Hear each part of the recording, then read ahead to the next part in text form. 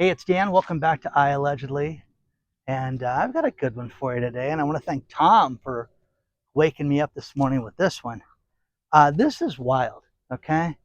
And the question is, do you have a problem with this? Seriously, do you have a problem with this one? Like the video, subscribe to the channel. But, okay, let's get into it. There is a Hyundai plant about 20 minutes south of Savannah, Georgia, that makes electric cars. It also has the Hyundai Meta factory that makes batteries. Now, Hyundai is a Korean company, South Korean, let's just say that. And they had an immigration raid this week. Oh my God, that's terrible, Dan. It is, it's awful. Okay. Only problem was that netted 475 Koreans that worked there. Every single one of them was undocumented. Every single one of them did not have a work permit.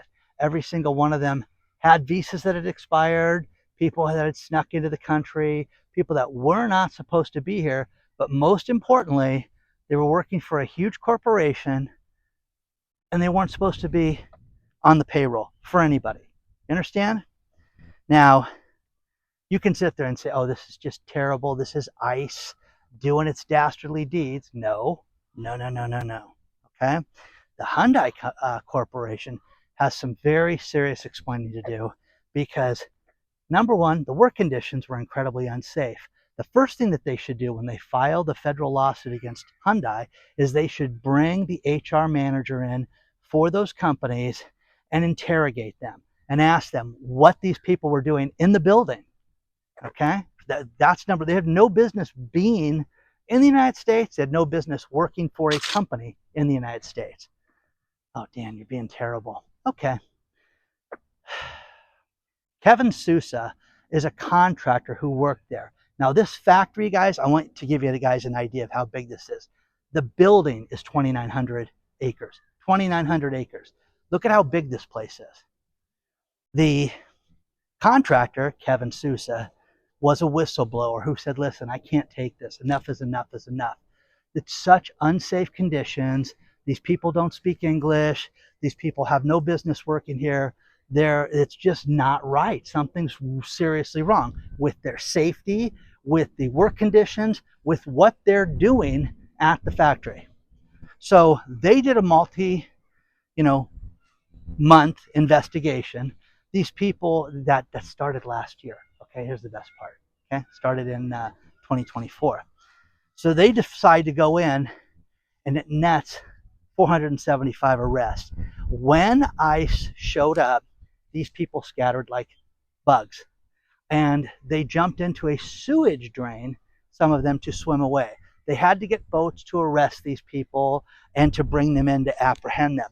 When ICE got on the boat, they tried to tip the boat over, and they had to have bus after bus after bus to haul these people away. Now, what I'm getting at is that not one was legally allowed to work there. Not one was listed as an employee for Hyundai, but they were working and getting some type of payment and some type of check. Were they paid through some company as an independent contractor? Okay, well, that's shady enough. They're evading taxes. They're evading payroll taxes. I'm telling you guys, you want to talk to people, talk to anybody who had a problem not paying the payroll taxes for a business. The IRS will show up at your house. I always tell everybody, when you start a business, if you're going to have one employee, or even if you have an LLC by yourself, you should have a payroll service do the taxes. You don't want to do it. You don't want that responsibility, because if you do it wrong, it's 100% on you. So anyways, the IRS will show up for that. Like I said, I have a buddy of mine who was not responsible for HR, payroll, or anything like that. He just was a high-ranking officer of the company, and they showed up at his house multiple times looking for the people that were responsible for a company he worked with. So, the Hyundai Corporation, one of the world's largest automakers, hired all these illegal people here in the United States, and this is somehow a bad thing. Like I said, do you have a problem with this? Because I don't. I can't believe that they did this. But again, Hyundai hasn't issued a statement yet. Now, depending on which news site you go to, if you go to AP, talks about it. If you go to the Gateway Pundit, it talks about it a different way. If you go to CNN, it's like, oh, the humanity. Can you believe that these poor people were just doing their thing and they got, an ICE raid? No, guys. I got a question, okay? How do you have 475 Koreans that know where to go work in, 20 miles south of Georgia? How do they get there? Seriously. I could see 10, 20, 50. Wow, they caught 80 people doing that. No, they caught 475 people that had no business working there that all had jobs. How were they paid? The Hyundai Corporation is going to face tens of millions of dollars worth of fines for this. And you can sit there and say, oh, that's unfair. That's not right. That's unjust. No, it's not. While the rest of us have to follow the rules, these guys weren't. And again, hey, we've done a huge investment here to build electric cars here. Okay, great. Hire citizens. Now, where are the unions right now? Aren't they pissed off about this? Shouldn't they be screaming, hey, Dan, this is why you have to hire unions. Now, a South Korean company doesn't have American unions. I get it. But you guys, what I'm getting at is, what about a fair wage? What about everything on the up and up? Safety, legitimacy. Oh, yeah. Dan, come on. That doesn't apply to a situation like this. These people's rights were violated. Were they? Okay.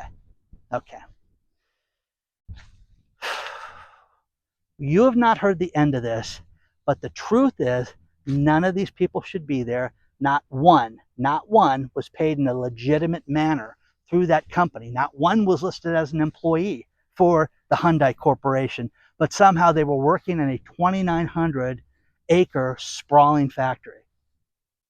You screaming BS right now? What do you think? This is so ridiculous. So ridiculous. So let me know what you think right now. What do you think? Do you think people will go to jail for this? Yes or no? They should. They absolutely should. And again, bring the HR manager in. Interrogate that person. Okay? And I mean that. Why were they in the building? Don't you have any checks and balances? Of course not. Of course not. We're supposed to check immigration. I'm telling you guys this. You run a taco stand here in California, you're supposed to check the immigration status. Now, do certain people look different ways? Of course. Okay?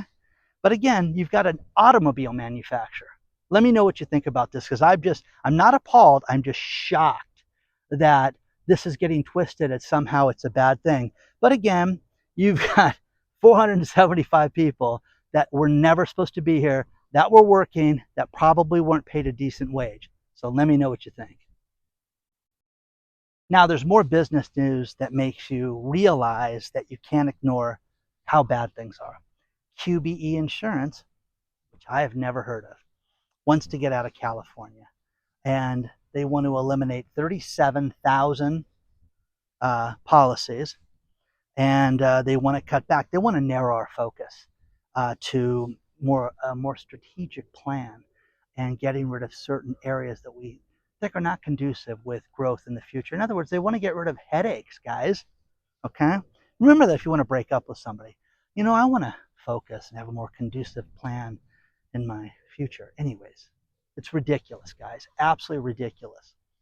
The job numbers came in on Friday for hiring last month, and only 22,000 jobs were added. And I like I am, because I'm a self-serving degenerate, when I woke up yesterday, it was wild watching this live, because I was watching Fox, of all places, and they were just stunned. Like, was supposed to be a 1 in front of that. You could just tell that they just didn't know how to spin it. Well, you can't spin it. It's not good. Things are not going well right now. Oh, okay. That's what we're going to say, right? We're going to say things aren't good. Yeah, things are not good right now. Meat prices continue to go up. Beef prices especially. Beef is a luxury. Isn't that terrible? And again, eat more chicken. I did the story yesterday, made the joke about the vegan dog stuff. It gets to a point, guys, that, pick your protein. I hate that when you go into restaurants now and they say that stuff. It's just that irritates me. Eat what you want to eat. But I am telling you, when you go to restaurants and you have, $22 hamburgers at a fast food place, you're going to see more and more of this stuff. That's just going to get worse. The cattle problems that we talked about 2 years ago and a year and a half ago are coming to fruition today. When you cut the herds, and when you can't feed these people, when you have things like heat waves and the cattle dies out, it is a problem. And it's not a problem for that day, it's a problem down the road. And guess what? They're at that road now. Okay, got nothing but problems with this. Got some good news. Mortgage rates hit an 11th month low, and they're just under 6.5%. Go buy a house, guys. Step up, go buy a house. My neighborhood's a little pricey.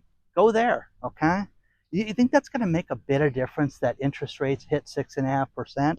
My favorite thing that you guys write me about is, wait till it drops, Dan. You're going to be eating crow. Okay, I love that one. I'm going to eat crow, guys, because they're going to lower interest rates a quarter, even half a point, and it's going to make all the difference in the world. It's going to make no difference, guys, because you better have a job. And if you talk to a decent mortgage lender, okay, they said the same thing, that the restrictions, they're not going to get loosened, guys. They're going to get harder to get a loan. Well, you'll see. You'll see. So, a lot of problems coming with that. Oh, good old PBS.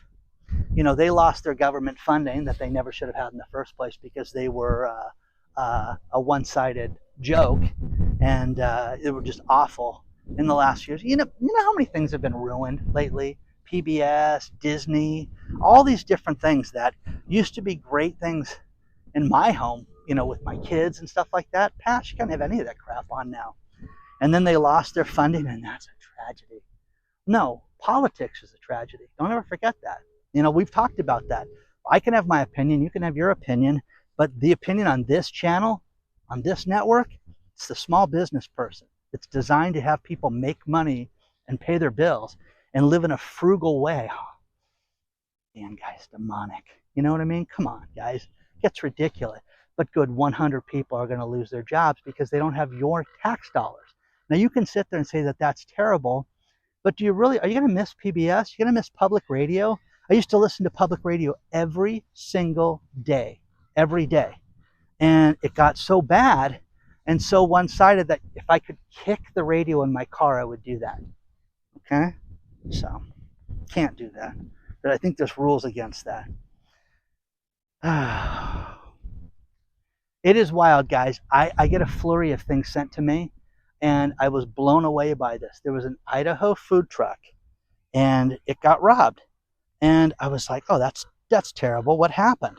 Well, the thing about this is that they're getting more brazen with these robberies with these food trucks. And the food truck that got robbed was Dave's Fire and Smoke Barbecue, $8,500 worth of merchandise. But the worst part was they stole, a few $100 in cash, because the person was stupid enough to leave cash inside the food truck, and they damaged everything to where they can't work the food truck. Okay, so I'm like, God, that's terrible. This person's livelihoods, family, everything is totally upset. Then it got worse. Okay, it got worse because I want you to think about this. On that same story, now this is a problem right now, guys, and that there were multiple food truck robberies. Think about this.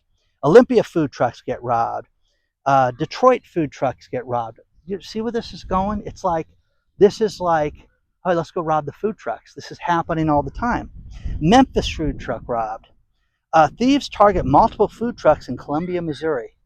You guys understand? I mean, I'm sorry. If you guys own a food truck, you need to be strapped, guys. You need to protect yourself. Deaf food truck owner gets food truck back after following theft. Isn't that terrible? Again, Sando smash and grab food truck robbery. It's like, come on, guys. So this is happening on a weekly basis, that more and more food trucks. Well, let's put it this way. Food trucks have merchandise. Food trucks have inventory. God, maybe they have beef. You know how expensive beef is. I just talked about that. Well, let's rob that thing. But they steal the equipment. They rip the doors off the back of these things. Read these stories, those stories below. Read these stories that are attached to it.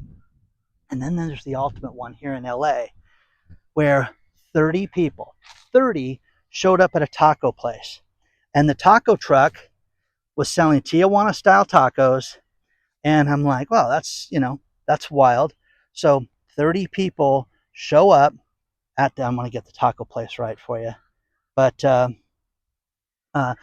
Los Poblano, Tacos Los Poblano, okay? A Tijuana taco style. And that's the small little tacos with the onions and the cilantro on it. 30 people showed up with bats, stuff covering their face, beat the crap out of everybody, stole everything out of the truck, and stole the cash.